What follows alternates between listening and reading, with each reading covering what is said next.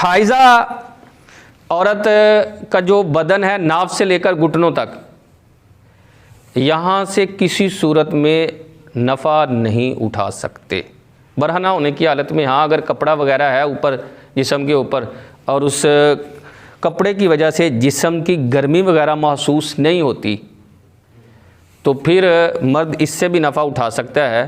लेकिन नाभ से लेकर घुटनों के नीचे तक मर्द, हाइज़ा जब औरत है, हैज़ है क्या, ये बालिग औरत को जो माहवारी आती है, मेंसेस आते हैं, खून आता है, इसे हैज़ कहा जाता है। ये हर महीने में कम से कम 3 दिन और ज़्यादा से ज़्यादा 10 दिन होते हैं, ये इसे हैज़ कहा जाता है। और महीने में बस औक़ात 2 मरतबा भी आ सकता है, लेकिन उमूमन आदतों के अंदर तफावत होता है। और औरतों की जो आदत है वो महीने में 1 दफ़ा होता है, बस औक़ात कई महीने भी नहीं आता, कई साल भी नहीं आता। सय्यदा फ़ातिमा तय्यबा ताहिरा रज़ी अल्लाह ताला अन्हा जो सरकार की शहज़ादी हैं, इन्हें 1 मरतबा भी हैज़ नहीं आया। सरकार ने फरमाया क्योंकि ये जन्नती औरत है, जन्नती औरतों को हैज़ नहीं आता। ये हैज़ जो है ना वैसे नेमत है। और इसके हैज़ क्यों आता है?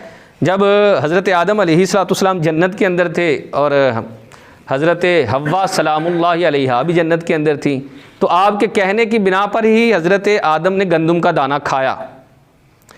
तो अल्लाह ने गोया कि इस कहने की बिना पर, फिर आपने क्यों कहा, इस कहने की बिना पर ये खून जो है जारी कर दिया औरतों के अंदर। ये गोया कि एक नक्स हो गया, लेकिन ये नक्स इनके लिए बड़ा फ़ायदेमंद है कि जब बच्चा रहम के अंदर होता है, ये खून उसकी परवरिश में मुआवनत करता है, और जब बच्चे की विलादत हो जाती है, यही खून दूध के अंदर तब्दील होकर उस बच्चे की ग़िज़ा बनना शुरू हो जाता है।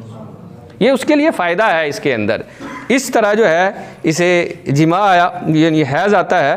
तो हाइज़ा औरत के नाभ से लेकर घुटनों तक, यहाँ तक नफ़ा नहीं मर्द उठा सकता। अलबत्ता इसके अलावा कोई सूरत हो तो उससे नफ़ा उठाना जायज़ है। उसके साथ लेट सकता है, उसके हाथ का बना हुआ खाना भी खा सकता है, बोसो किनार वगैरह भी करना चाहे तो कर सकता है। एक मरतबा जिमा के बाद दूसरी मरतबा अगर अपनी औरत के करीब आना चाहता है तो मुस्तहब ये है कि उठ कर जो है नमाज की तरह का वज़ू कर ले, अपनी शर्मगाह को धोए और नमाज की तरह का वज़ू कर ले, और फिर जो है अपनी औरत के करीब आए।